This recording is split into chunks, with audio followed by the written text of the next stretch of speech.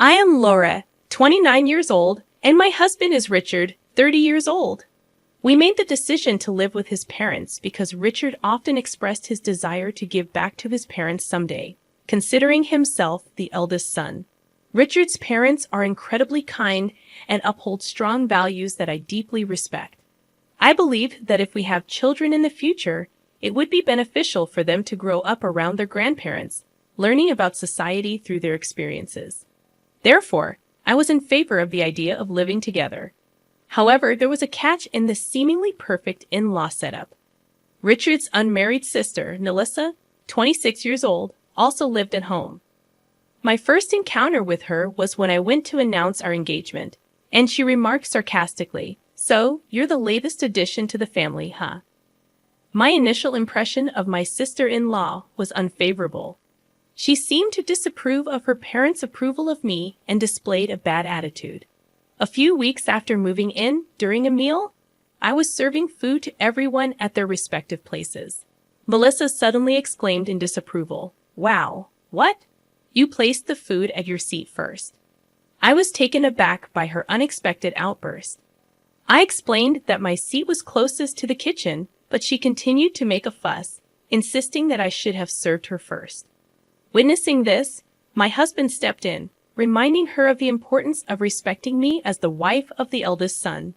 However, Melissa retorted, dismissing me as just another woman from outside the family, refusing to acknowledge the significance of our relationship within the family hierarchy. Melissa's remark about me not being particularly attractive and deserving to be treated accordingly elicited a furious response from Richard. Sensing the brewing tension between siblings, I intervened, reassuring Richard and diffusing the situation. "Richard, it's okay, thank you," I said before turning to Melissa. "I'm sorry. Next time, I'll serve your portion first." I had my reasons for diffusing the conflict. Family arguments were counterproductive, especially considering our shared living situation and the fact that Richard had informed me that Melissa was likely getting married soon, which could potentially change our dynamic. However, Melissa's condescending attitude persisted. She would demand things from me with an air of entitlement, criticizing me for not anticipating her preferences. Her demeaning behavior escalated, treating me like a maid. I noticed that she behaved differently when her parents were around, which made me hesitant to discuss the issue with them. One night after midnight, she arrived home completely drunk, waking me up with her complaints. Worried about her safety, I helped her to the living room, where she began to share details about her life. She boasted about her fiancé, emphasizing how different their situation was from mine. According to her, they could afford to order food from any restaurant every day, unlike us, who, in her words, were stuck with bland mushroom soup for the PO.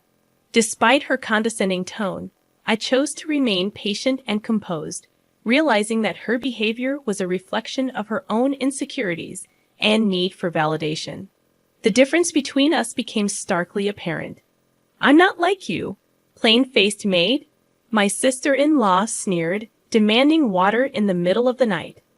I muttered my annoyance under my breath, but she, emboldened by a few drinks, fixed me with a sharp glare. "What's with that look? Are you defying me because you're just a maid, living off my parents? It's only fitting to call you that," she scoffed, repeating the word maid with drunken laughter. Despite my urge to retaliate, I restrained myself. I was determined to uphold social manners, especially for the sake of my unborn baby. My husband and I chose to live with his parents to support them.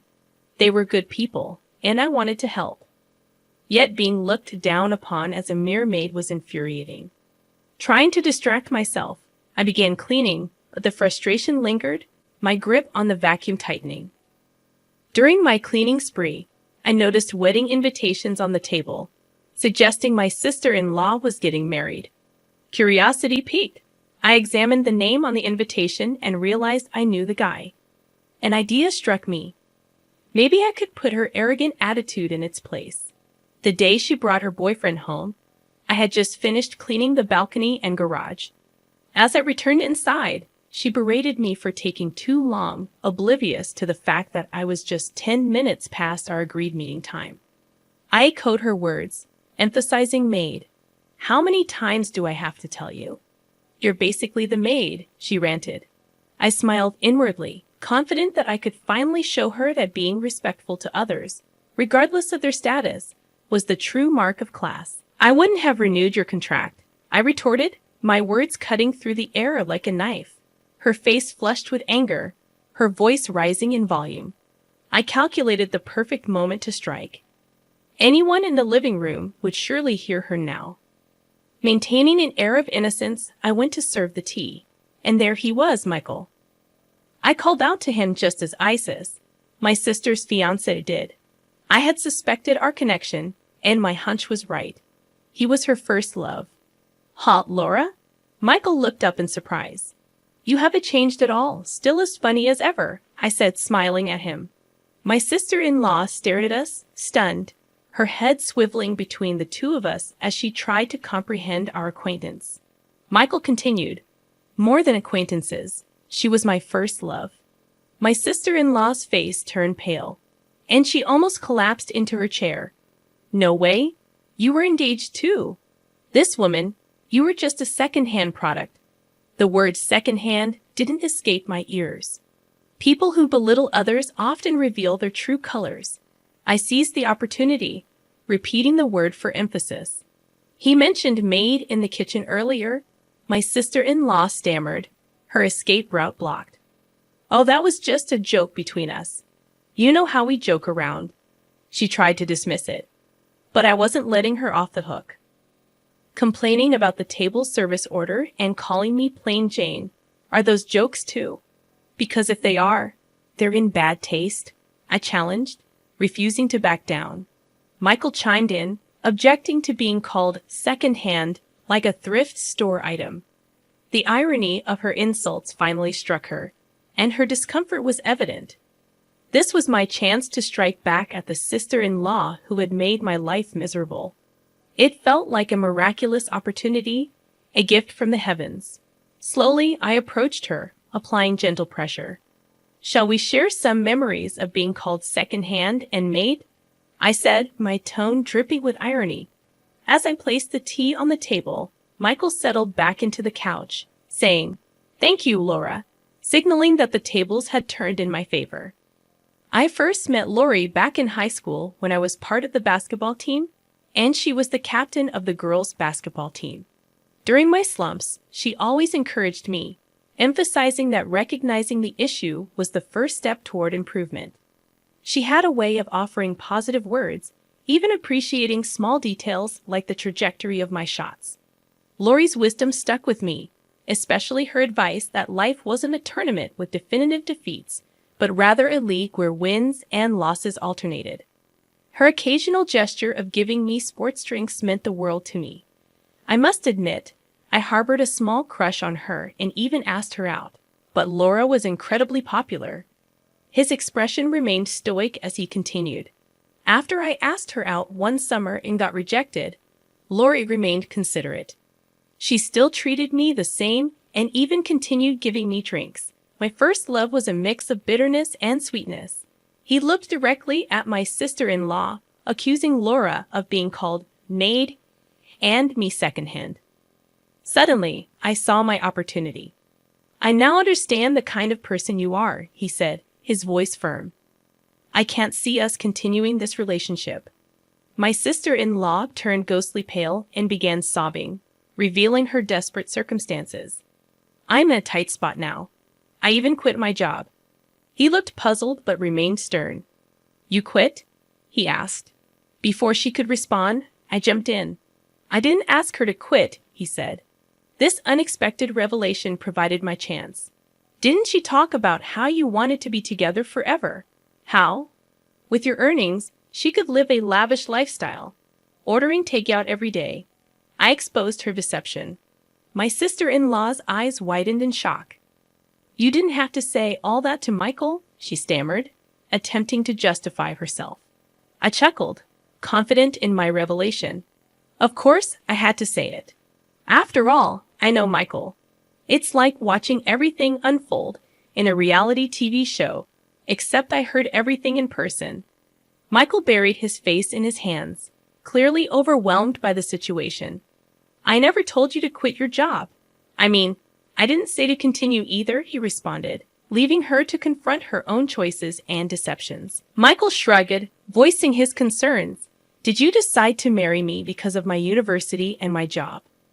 Normally, you wouldn't think of marrying someone who calls you secondhand. It became apparent that Michael was leaning towards breaking off the engagement. My sister-in-law, desperate to avoid that outcome, started making feeble excuses that didn't hold water. Calling you secondhand can't be helped. It's a stain on your past, sure, but while we can't erase the past, we can create a future, he retorted sharply. I intervened, trying to reason with her. I told you I don't see it as a stain. In fact, I see it as a good memory, he added, his frustration mounting. But my sister-in-law's agitation seemed to cloud her judgment, and she began to blurt out nonsensical words. How are you going to take responsibility for me quitting my job? Are you going to pay me damages and support me with that money? If that's the case, we might as well get married. Come on, marry me right now. Right this instant, she yelled, grabbing Michael by the collar. Michael started to speak, his voice trembling. I never asked you to quit. Just then, a trembling voice interrupted, and we turned to see my mother-in-law standing there. I heard voices from downstairs, so I thought Michael was here. When I came down, I saw the two of you arguing loudly. I was waiting for a moment to step in, but what I heard was so unbelievable that I just froze, she said, her expression grim. Behind her, my father-in-law stood imposingly, and even further back, my husband trembled. I really am sorry for what happened, Michael, my father-in-law said. My apologies to Michael too, but the one who's really been wronged is Laura, my mother-in-law added, her eyes welling up. Why did you hurl such harsh words like maid at Laura, who's always been so kind to us? She did everything out of goodwill, and you belittled her. Apologize now. My husband's voice was hoarse as he spoke. Laura didn't want you to hear bad things about your own daughter. She endured it all on her own. I knew about it, but I'm sorry, Laura. I hadn't realized you were being referred to as a maid recently. Apologize now, my mother-in-law said firmly, slapping my sister-in-law across the face. Gritting her teeth and glaring at me, my sister-in-law managed to choke out, I'm sorry. However, Michael intervened coldly. You don't have to apologize to me. I want you to apologize to Laura and ensure you never treat her this way again. I don't want to see my first love cry, but I don't need your apology. I feel bad for your parents, but this was a good opportunity to see the kind of person you are before marriage. Let's forget this ever happened. He turned to my tearful sister-in-law and added, If you have an issue with being secondhand, then you should have stayed away from me. I never asked you to quit your job. As he prepared to leave, he apologized once more to my mother-in-law and father-in-law. At least make it seem like I dumped you, he urged. My sister-in-law screamed, Enough is enough. But my father-in-law also slapped her across the face. Michael, thank you for coming today. I hope you'll find a wonderful person next time, my father-in-law said gently, patting Michael's shoulder. After that, my sister-in-law was forcibly kicked out of the house.